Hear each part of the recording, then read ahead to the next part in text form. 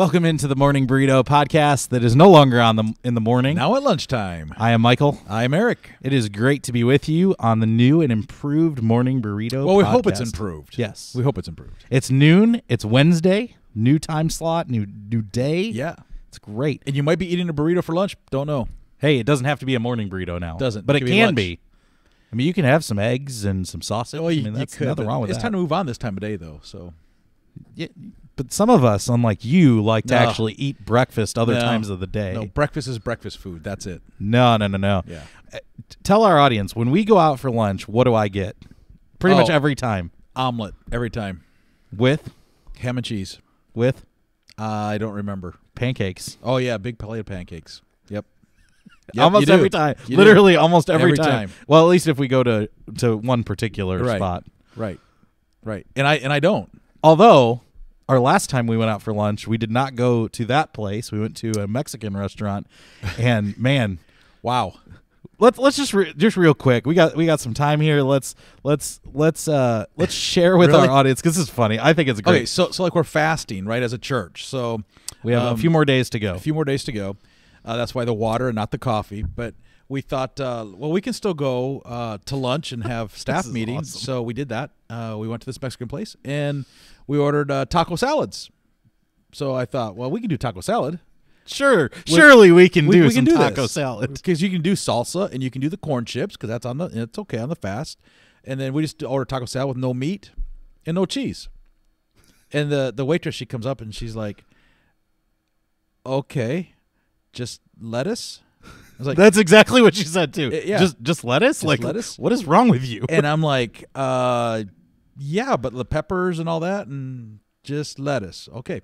Comes back and it has this like a half a container of sour cream right in the middle of both my of lettuce. ours. And It was like a handful. It was literally like yeah. a handful. It's like, I don't want the sour cream, but maybe some avocado or something. And she's like, oh, just lettuce. Yeah. So we poured salsa and literally we had like about that much lettuce, just like a small handful. That was about it. There was a substantial amount. Was there? But it was shredded. It was the shredded Yeah, it stuff. went down really easy, and so we drank like a gallon of salsa and Well, and we couldn't eat the taco shell because the taco Right. shell is fried. right. So right. So really, it was just lettuce. Oh, and then just one slice of a tomato. That was it. it's about that big. No and this is not. peppers. And this is nothing against the restaurant because No. it's a restaurant we No, it was our partake fault. of. Yeah, but It was our fault. The best part about it was her look. Like when she was looking at us when we were ordering. Totally confused. What? Just lettuce? Because I mean, it had beans in it, but I mean, it was like That was it. it. That was it. You want lettuce? But part two is I went to the other Mexican restaurant in town and ordered the exact same thing. Man, it had peppers, it had onions. I mean, they put stuff in there that was good and healthy. Like, I won't tell you which one it was, but So Anyway. so we've taken some time. Part of the reason why we've been gone for a couple of weeks is to reevaluate and to refresh for the podcast. So, what are some of the things that we talked about that we can share with our audience? that's all a surprise. Well, I mean, we're not going to give them all the topics we're going to talk about, but we talked about date and time, right? So we Yep. made the change of date and time, And obviously, we didn't think about the name of the show, which is funny. It's the Morning Burrito. Morning Burrito at noon. At noon, yeah. yeah. So No, There's but that. we've come to a realization from talking to some of our listeners that we need to do a better job, and so we're committing this to you to give visual cues of what we're doing. well, I'm not sure we're committing to it. we're gonna try. We heard that. We're gonna so- commit to trying. Yeah. So to be Holly, better at it. Holly, we're talking about you. So we're gonna try to help you Yeah, and we know that there are others that are listening and that not listen watching. that don't watch. Yeah. So But- Holly, today I'm wearing a green sweater. and I'm wearing a long sleeve shirt that says "Faith can move mountains," and a hoodie. Yeah, you're more spiritual than me today. Oh wait, no, I've got my church shirt on. So Yeah, you got a Hermes shirt. Yeah, I'm so you're loving my good. church. So Yeah. yeah. So we have some things that we got some some constructive criticism that will help us for this new year, and so we're looking forward to a great new year of the podcast as we move forward. And again, the hope is with this new date and time, you should join us for lunch. comment, chat with us, let us know what you're thinking, and as we go through the show, if we're completely off base or you completely agree, just let us know either way. And we may not even care, but at least you can tell us. That's right.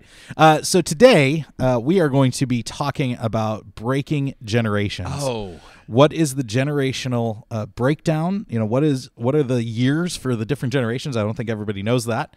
We're going to talk about what to know and understand from our perspective, our opinion. This is none of that's going to be fact. It's just going to be our suppositions, not. right? Of the different generations and what we see about them, differences and things. And then we're going to really get deep on how they act and how they should act, or interact is probably a better way, in the church and in culture, because I think there's some definite things, some pitfalls and possibilities between the generations when it comes to how they interact with one another. So Should be good. it's going to be a great show. We'll see you in just a moment Be on back the Morning Burrito Podcast. Without a burrito.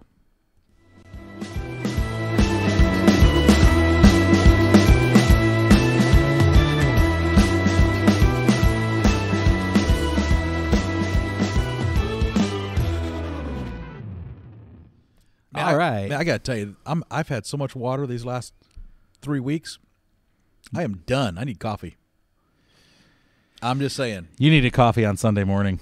No, I didn't. I didn't need coffee. You did. I Hey, didn't. before we jump into the subject, we forgot one thing. We left like the elephant in the room, so to speak, of what happened this last Sunday. We didn't mention that. Something massive happened. So we've had some massive things happening at our church Yeah. of late, but something really cool happened Yeah. Sunday. Tell our listeners and watchers. So we had, what do we have? I'm just kidding. We had baptisms on Sunday, and it was really fun. It was really good. Watching transformation in life take the shape in the church, and it was really great. 7 baptisms, 2 adults, 5 students. It was a really good Fun Sunday. day. Yeah. Fun day. So, if you're not involved in a church, you You're hear missing this. You hear us say this all the time. Get involved in a church. Jump It is in. important. It is the best organization created ever. But find a church that serves coffee. Herm Naz doesn't. But, I mean, come to us, really. But bring your own. That was a great plug. It Way to was. go. It was great. I'm sorry. It sounded better in my head. So, hey, we're trying to make this podcast better. So, That's right. And he is drinking great value water, so that's good. Both of us, great value. So yep. we're not working for Walmart, but hey, let them know. All right, so let's start by defining the generations. That's, I think, the best place to start. Now we're not going to define every generation that has ever lived ever, because that would be time consuming. We'll do just the generations of people that are alive, pretty much. I think that makes the most sense right now. So the first one is Greatest Generation, 1901 to 1927. The first 2 generations we're going to talk about, they call them the World War II generations, or World War I, the greatest generations. But the first one is the Greatest Generation, 1901 to 1927. So Roaring 20s. Roaring 20s. Yeah.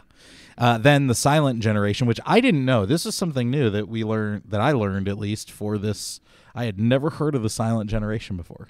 I always thought of it just as the Greatest Generation, but there's actually what they call the Silent Gen, and it goes from 1928 to 1945. So basically World War II. I mean, they were born during World War II.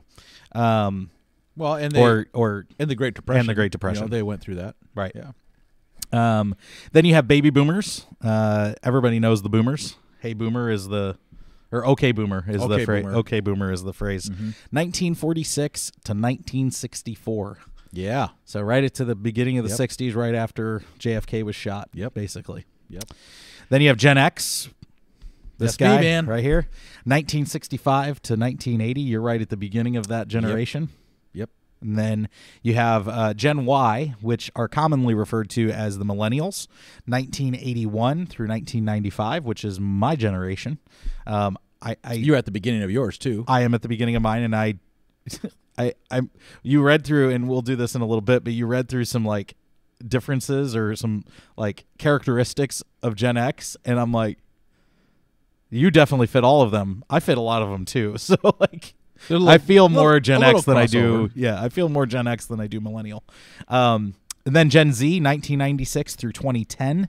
And then finally, the generation that my youngest daughter is in, Generation Alpha. So they've started over Alpha. again. They're going right back to the beginning. Generation Alpha, 2011 through 2025. So we still are in the middle of this generation right now. So again, greatest generation, silent generation, baby boomers, Gen X, millennial, Gen Zers, and Gen Alpha.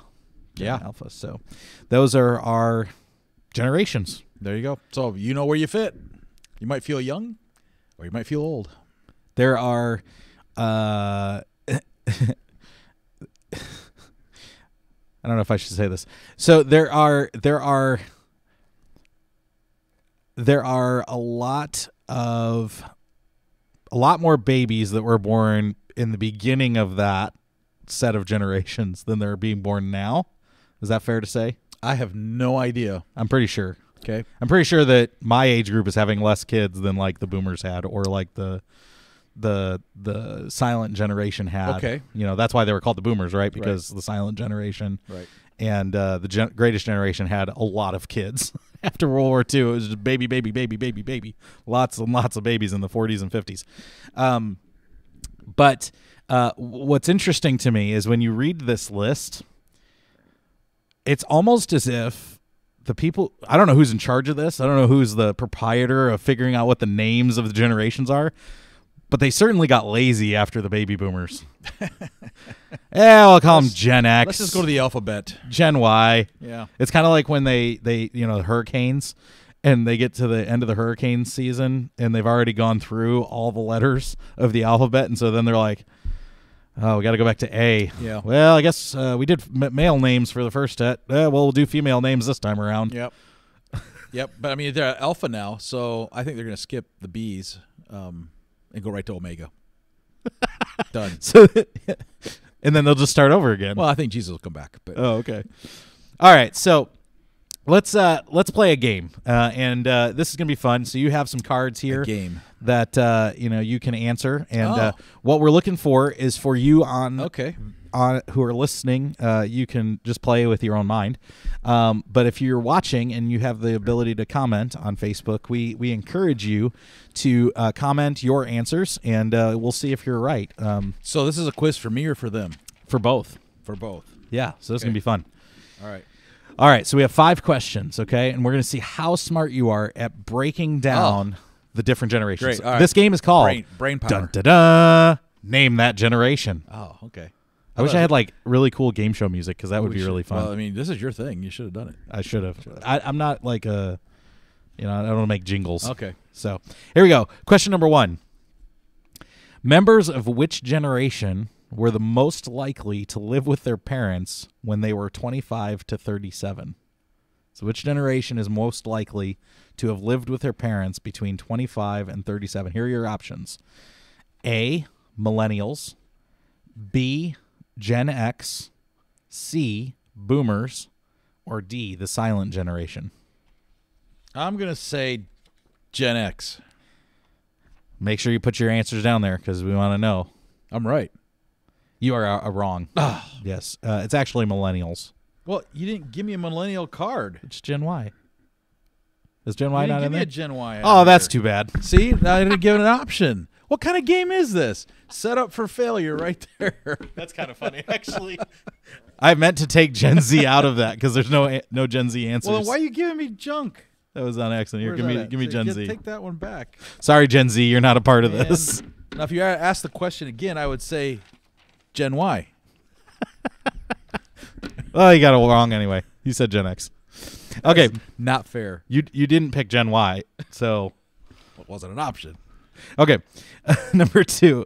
That's funny. I'm not even listening anymore. According to the U.S. Census Bureau, which generation had the nation's largest adult population as of 2019?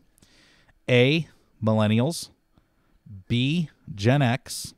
C, the boomers. Or D, the silent generation. Again, according to the U.S. Census Bureau, which generation had the nation's largest adult population as of 2019? So 3 years ago. Millennials, Gen X, boomers, or silent generation? I would say boomers, but I don't know if that's right.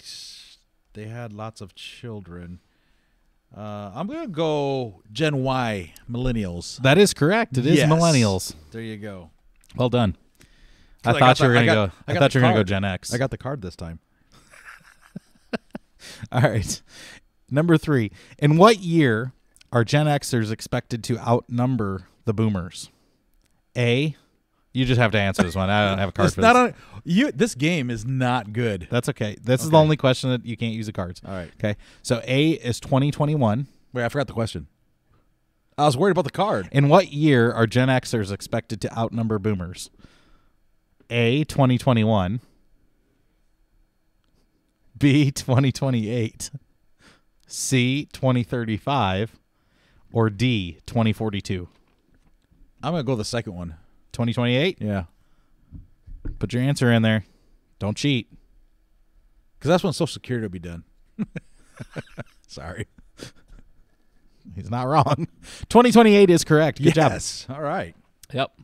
2021 was funny because it's 2022. This quiz was made Duh. 2 years Okay. ago, so that would explain why. What is the most racially and ethnically diverse generation? What is the most racially and ethnically diverse generation, with 48% of their generation identifying as non-white? Gen Z, millennials, Gen X, or boomers? Well, I know it's not Gen Z because you didn't give me a Gen Z card. Oh, yeah. Sorry. Here, you can have Gen Z in there, too. It's not right because you didn't give me the card. No, you can have it. No, I'm not believing it. You can have it. So You I'm, probably need to put it in there because there might be a Gen Z answer in here Okay. somewhere. So I'm gonna say. I'm just gonna say Gen X. It's Gen Z. Oh man, total setup. This right is there. awesome. This is Total great. setup. This is great. This is like the worst game show It's the ever. worst. This is why I'm never going to be hired to be a game show host. You're almost fired as a pastor. So Next time we have to do a game show skit or something, I am doing not it. the I one am doing those. it. is that question 5 yet? This is question 5. Here we go. Oh, this is fun. Okay, as of 2016, okay, so 6 years ago, Okay. which generation was the wealthiest overall, as measured by median household wealth? Median household wealth. Millennials, Gen X, boomers, or the silent generation? The Millennial- wealthiest. Wealthiest, measured by median household income or wealth. Millennials, Gen X, boomers, or silent generation? I would say the boomers, only because they had a good work ethic. But I know. Wow. Okay, I'm just gonna say Gen X.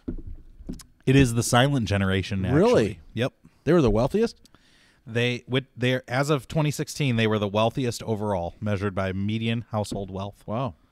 Interesting. You know So much why? for that game? Our light disappeared on the other side. That's okay. They'll figure it out. No, you know why? I bet I know why. Why? They didn't spend anything. They were savers and frugal. Yeah. And Yeah, as we that makes found out sense. last week when we tried to do the show, one of the questions was who spends the most of the generations, and Gen X was the most by Spenders. a long Yeah, shot, That's right. which is funny That's to right. me. Which is good because maybe Well- that means we're coming back around to saving again. Well, thanks for setting me up on this game. If you agree that he should be fired from hosting game shows, just mark it in there. That's fine. I'll take it. Okay, so after finding out some of those answers, it should be an obvious statement to say that there are generational differences, gaps, and there might even be blind spots that are inherent between the generations. So let's take some time just to talk about what are some of the differences that we see between the different generations. You know, as you've pastored now for 30 plus years and you've interacted with people from all of those generations at this point, what are some of the differences you see between those different generations? I think some Or of the- distinctive characteristics about them? so dress, clothing, big, hairstyles, big. Those are good differences. I don't have to worry about that one. That's true. You can't grow a thing. I would say the plaques. If we're talking around church, plaques. I mean, there's an era of the church where everything had a plaque. that had somebody's name on it, in memory of, and that's not so much anymore. I would think churchmanship, big time. I think the older generations understand churchmanship. They understand taking care of the church. They understand what it takes to run a ministry. And today's generation, clueless. So there's some breakdown there. Cars. I think the kind of cars they drive, way different, right? Income, way different.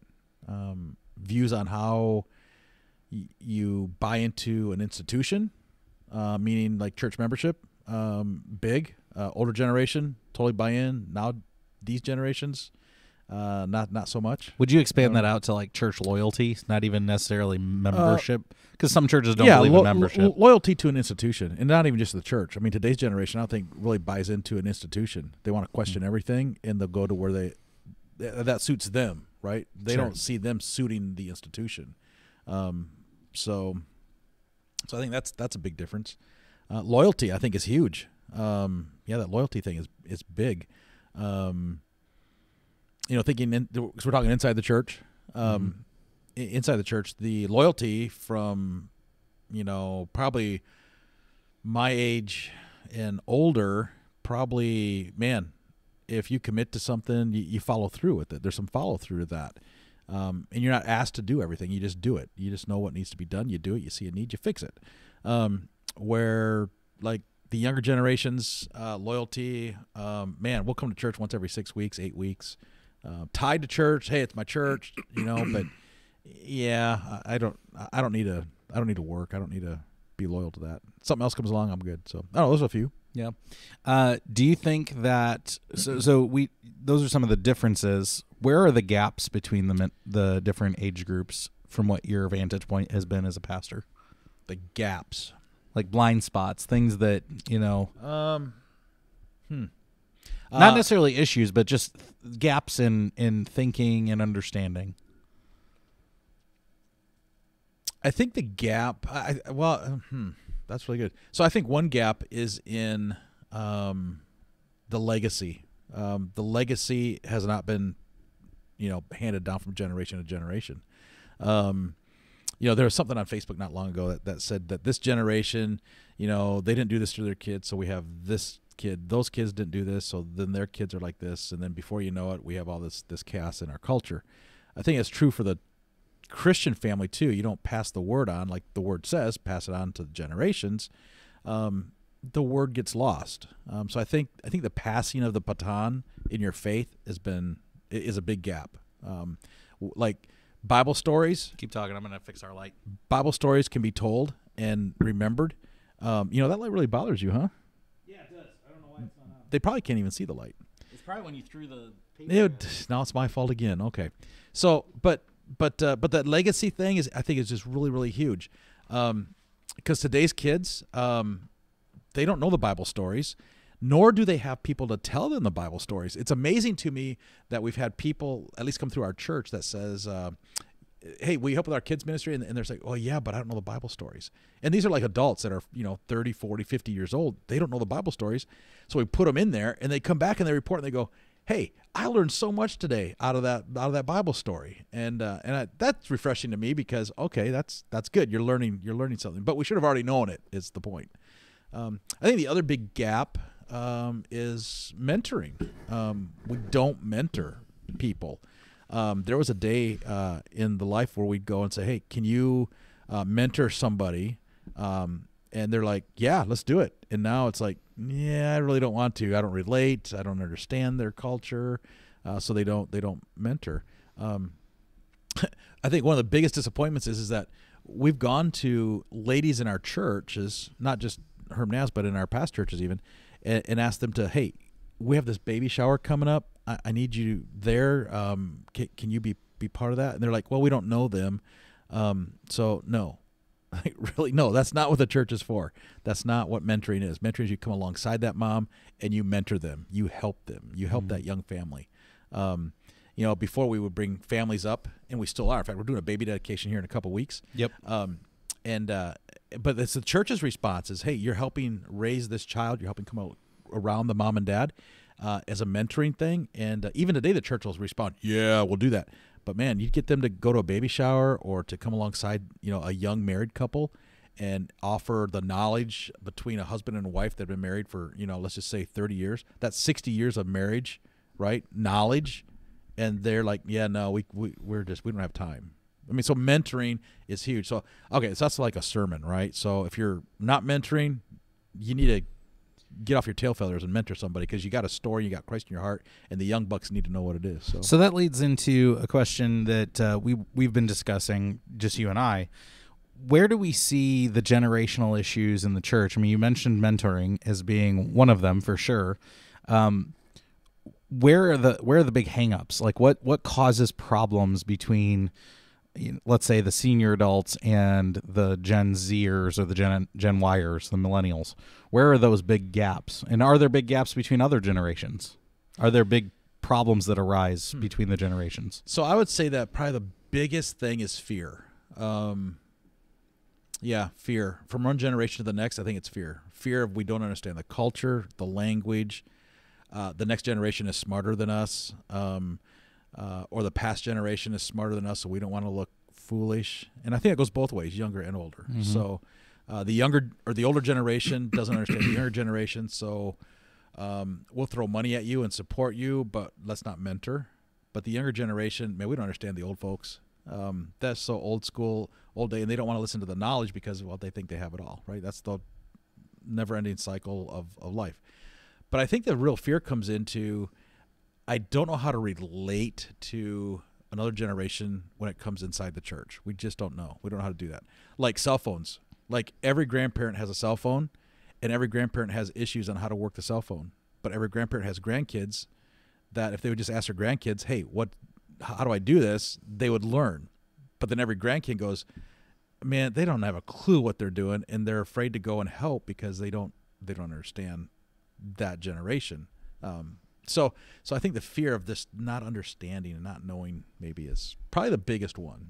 Yeah, and I think when it comes to understanding, one of the things that we tend to forget, like I've had this conversation before with my grandparents, rest in peace, both of them. But the thing that would always be said is, well, we lived through World War II and Vietnam and Korea, and so you young, my grandpa would always say, you young whippersnappers don't quite understand. But we were talking about it this morning. I've been through 2 wars. Now, granted, they weren't world wars, right? They weren't massive conflicts like World War II, but nevertheless, I've lived through 2 world wars. I've lived through multiple large mass shootings. I've lived through September 11th. The millennial generation has lived through some pretty traumatic stuff over the course of the last 30 years. Whereas Gen Alpha. Okay, so I want to stop you right there. So I think the other big difference is coping skills. Coping That's a good one. Huge. The silent generation would not have a cry room for adults. Right? That's true. They wouldn't. Boomer generation would not have coloring books for adults, right? I disagree with that because my mom colors. Yeah. Okay. Well, you know what I mean. But like in Crisis, and right? my mom's a boomer.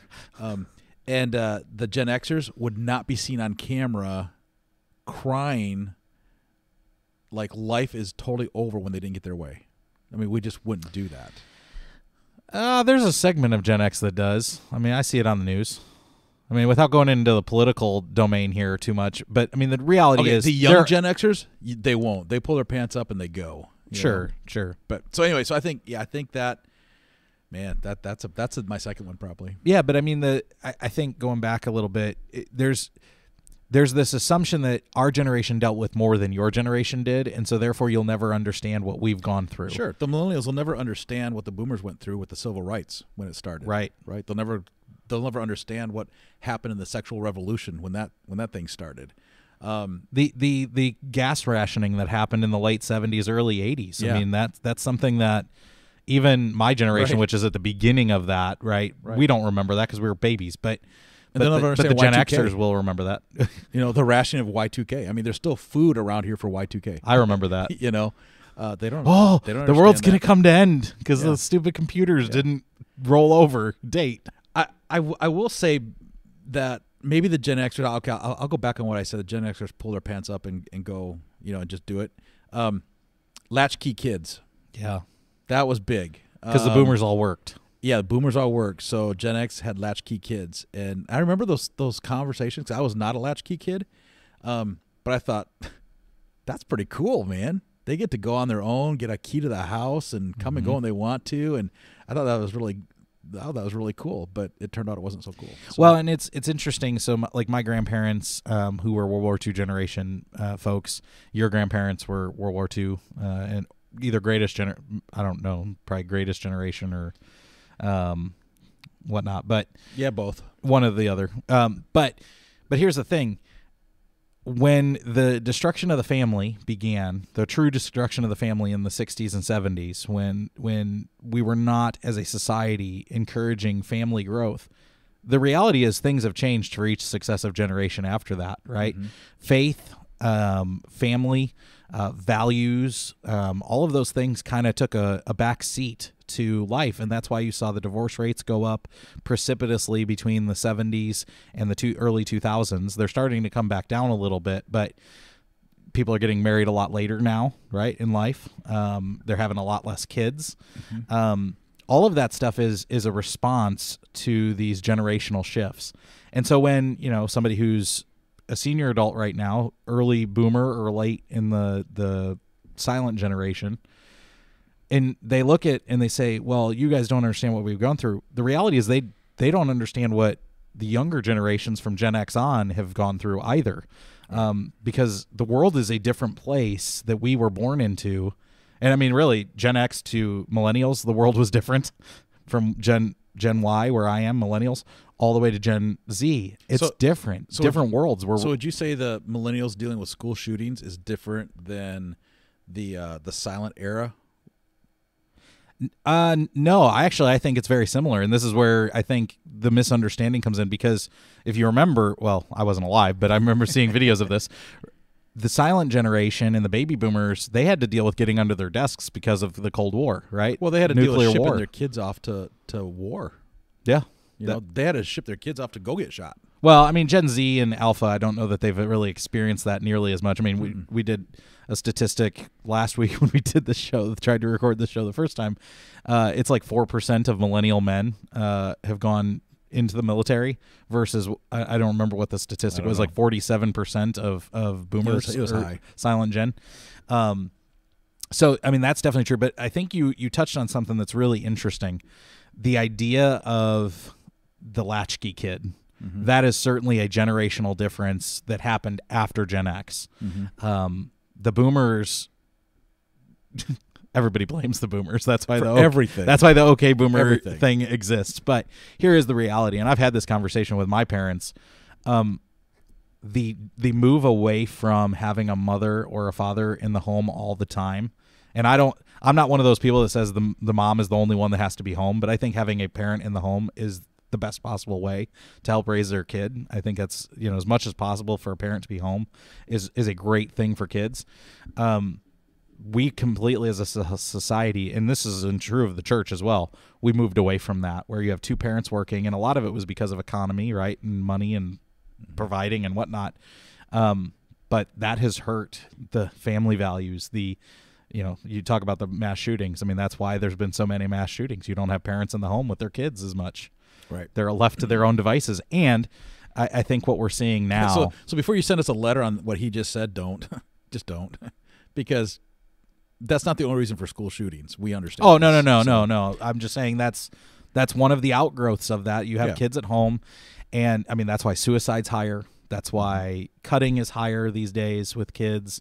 And you and I are both youth pastors, or you were a youth pastor for a long time. That's what we see as youth pastors. We see kids that are hurting and parents aren't around. Single motherhood has gone up. Single fatherhood has gone up. It's just all of these things. Do you think that there are solutions to these generational gaps and issues that we see, not just in the church, but in society greater, on the bigger spectrum?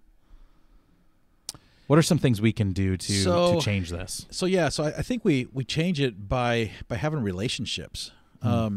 And get rid of our bias. We have to get rid of bias, and we have to get rid of fear, and we have to just go into a relationship with somebody. So whether you're in the church or out of the church, that statement is true. I mean, have a relationship with somebody that you're going to stretch yourself in, and that you can offer your story, offer your life, the heartaches and the good times, the ups and the downs, all the uglies. Share that with somebody, because there's a reason you're going through the ugly, right? It's to share it with somebody, to be an encourager. So if you're not sharing it, you're just kind of wasting your time, and you went through that for nothing. So invest in somebody's life. You have to invest in somebody's life. So that's how we get by that. But we're so driven in our culture anymore to be on one side or the other of issues. We're missing a lot of relationships and a lot of mentoring, and people do not want to share their story because you don't want to get involved with somebody on that intimate level. And you got to be intimate with people. I mean, we're created to be intimate with people. And I don't mean sexually intimate. I mean relationally intimate with people, and be able to share life, create history together. So I don't know. I think that's probably my number one is you got to have a relationship. Don't be afraid of relationship, because especially in the church, people are afraid to have a relationship. It's funny. People come and they'll sit in the same seats. We call them divots at our church. Every week, it's like that's their divot, and you can see by the size of the divot, you know who it is, kind of thing. And it's amazing that there's just an aisle. I mean, how wide's our aisle? Maybe 4 feet, maybe? Yeah, probably. Maybe 4 foot aisles. People on each side of the aisle do not know each other. And I just went through a meeting this last week in church, and it's like you sit literally within 12 feet of each other every week, and you don't know each other's names. And it just mind-boggling to me. I mean, even across the sanctuary, it's not, at least in our church, it's not a ginormous sanctuary, and we don't know each other. You come on this campus, with a couple hundred people, you should know people's names. You really should. So, or at least know who they are, or at least know what they're about. Well, and the truth is that's been complicated too by COVID. That's, certainly complicated matters a little bit, but that's not an excuse for not knowing the people in your circle. Well, it is an excuse. I mean, people use that all the time. Right. I mean, so we can say it's not an excuse, but reality, I think, is it is an excuse, and it's an excuse that people are falling into, and it's killing us. Well, I'm not saying it's a good excuse. No, I know you're I'm just saying it's, we need to be in relationship with each other. I think you actually talked about that. I don't remember if it was this week or last week on Sunday morning, but okay. So to wrap up, I mean, you have 13 minutes. We actually are doing pretty good on time. It's really good. Is there any scriptural support? Meaning, does the Bible speak to this stuff at all? Do they speak to how the generations should interact, or how they should coexist, so to speak? Well, one scripture talks about that you're all part of the body. So if you're like in church and you're a Christian, you're part of the body, and everybody has a function.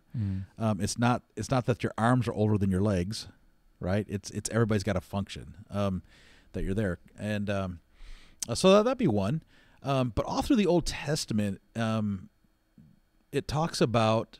I mean, the Lord, just pick a Bible chapter or book and read it, and you'll see the Lord somewhere in there talking about, let this be done, so your future generations will know who I am. Pass on to future generations.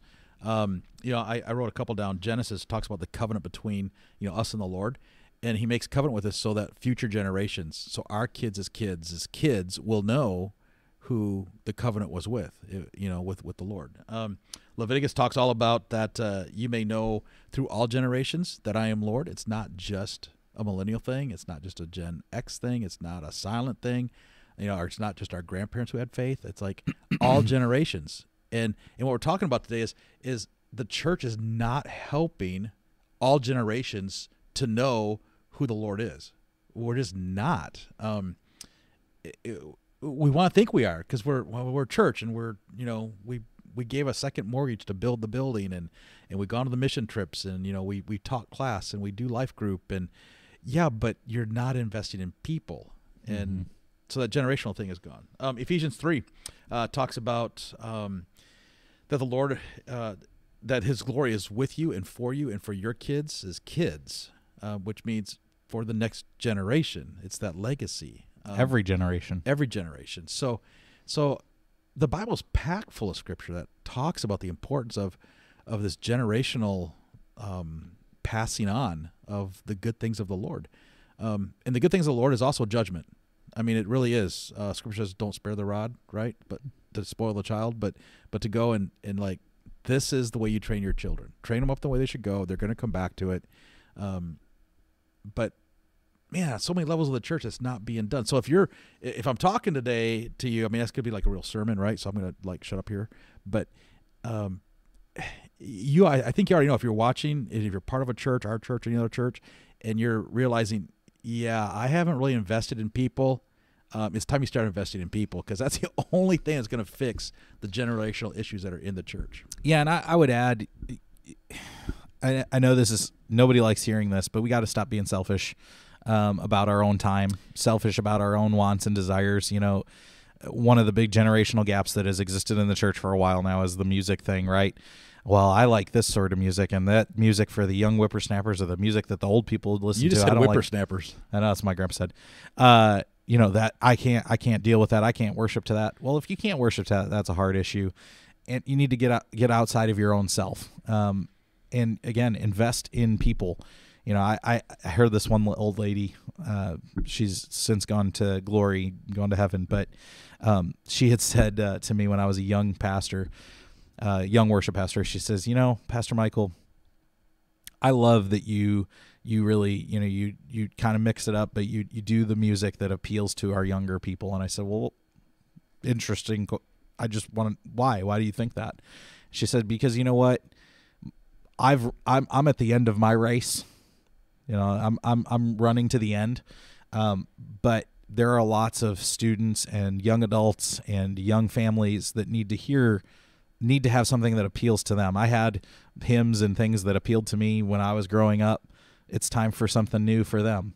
And it doesn't need to be my way. It needs to be just the Lord's way. And we need to reach anybody we can. And that should be in all things, not just music. We need to make sure that we're focusing our attention on the needs of those who don't believe." So you touched on being selfish. So let's put that into 3 different generations, just for an example, right? Mm-hmm. Retirement age, and I've checked out, done ministry, been there, done that, travel, got the trailer, got the motor home, got the boat, let's load up and go, and you're gone for like 6 months out of the year. Is that selfish? Are you investing in the church, or have you just kind of checked out because you deserve it? I guess it depends. I think that last part is the, you know, do they have a church home?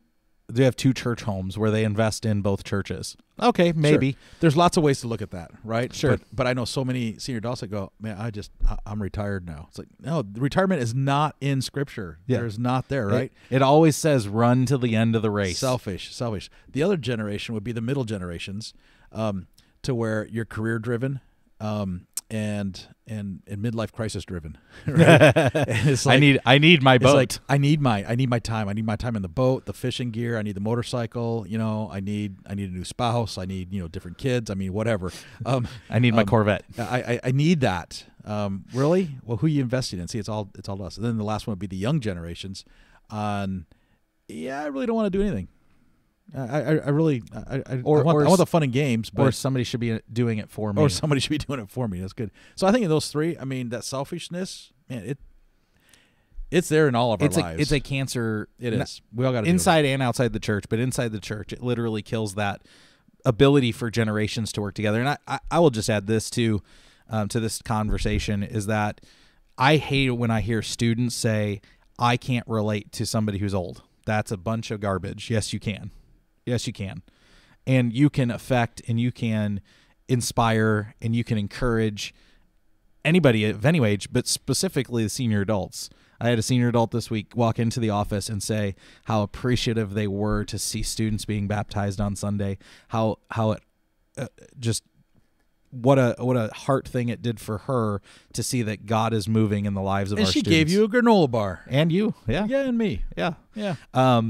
But then, even though we're fasting. But the truth is, on the other side of that, I've heard senior adults say, "I can't relate to a student." And that's also a bunch of garbage. That you can relate to a student. If you love them authentically, if you're there for them consistently, you relate to a student. It doesn't matter if you listen to different music, watch different movies, play bingo, whatever. Like, none of that matters. What matters is you authentically are there and love that kid. That's what matters. So I think one of the generational things that's hurting the church, and parents, this is kind of you or adults, whoever's watching.